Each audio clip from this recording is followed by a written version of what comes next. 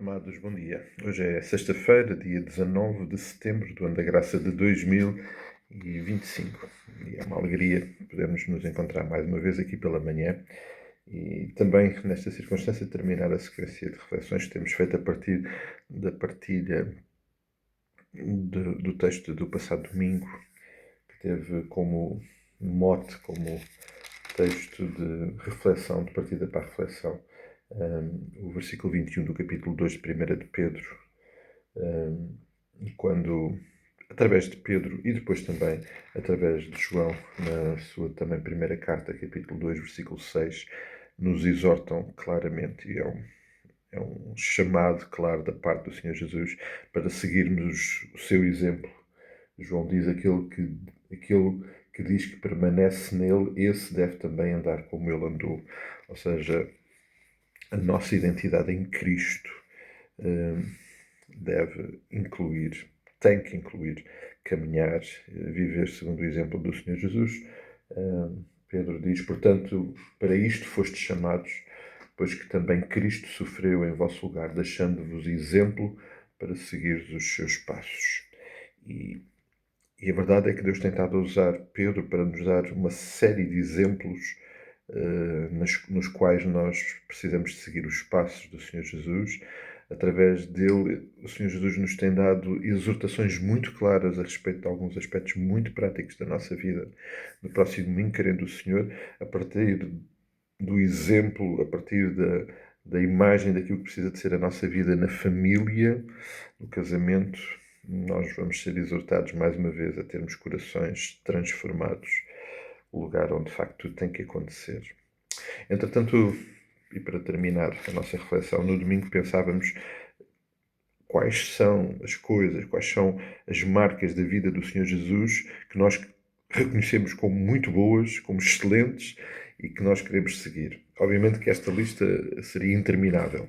Selecionámos algumas marcas, alguns aspectos da vida do Senhor Jesus que definitivamente nós queremos seguir porque nos agrada muito. E uma dessas áreas tem a ver com a humildade. Jesus, sendo o Filho de Deus, tendo todo o poder,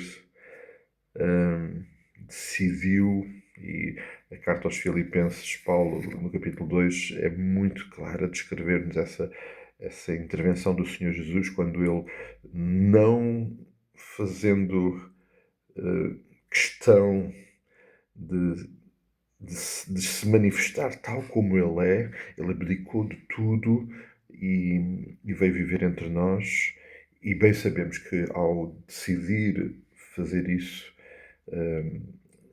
teve que se expor a sofrimentos, a condições, a realidades, finalmente ser acusado injustamente, ser crucificado, morto, tudo obviamente plano redentor da parte do Pai, mas o Senhor Jesus decidiu fazê-lo numa atitude de amor, mas também numa manifestação clara de humildade. Humildade que o Senhor Jesus também em João 13 nos ensinou, através daquele exemplo muito prático de lavar os pés aos discípulos, e lembrou que ele é um servo que veio para servir, não para ser servido.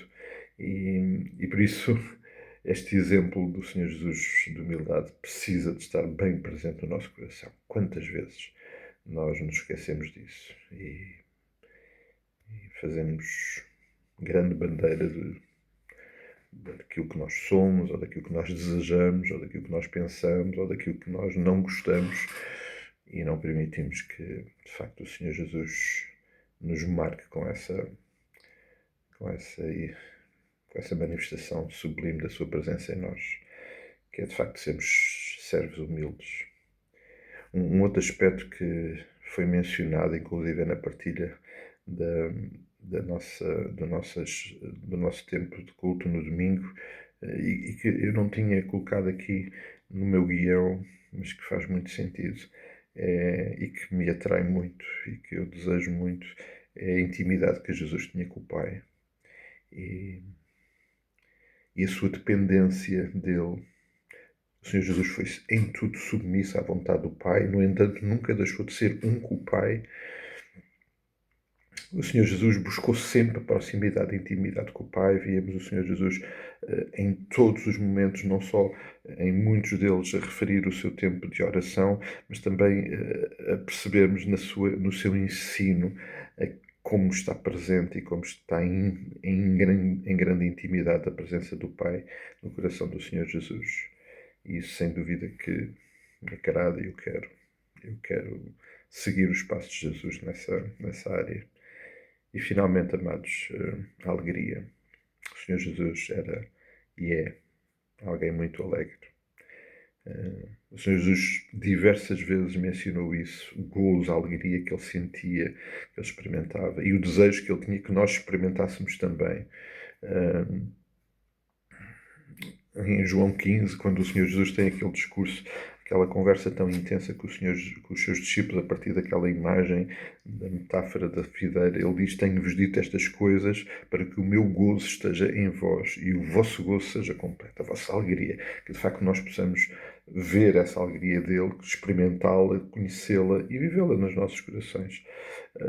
O apóstolo Paulo, quando escreve à igreja em Corinto, lá na segunda carta, capítulo 9, vai-nos exortar a que até nas nossas manifestações de adoração, de entrega das nossas ofertas, devemos fazê-lo com toda a alegria. Paulo, falando mais uma vez aos Filipenses, lembra-nos que devemos nos alegrar sempre, alegrai-vos sempre. A alegria genuína que está presente no Senhor Jesus tem que ser algo que nós queremos imitar, viver, seguir e experimentar diariamente, porque o Senhor Jesus, de facto, experimenta uma alegria única. Amados, para terminar esta semana, dizer que obviamente nós queremos olhar para Jesus, queremos reconhecer aquilo que ele é, a forma como ele viveu, as marcas evidências da sua caminhada, e queremos segui-las. Ele exorta-nos a que nós sigamos os seus passos e sigamos o seu exemplo, e isso é um desafio diário para cada um de nós. E eu espero que, de facto, nós possamos fazê-lo na total dependência dele, porque é ele que vai operar isso em nós, e não é crédito nosso, como sempre, todo o crédito é dele. E sabemos da intervenção sublime e exclusiva do Espírito Santo para nos permitir viver isso.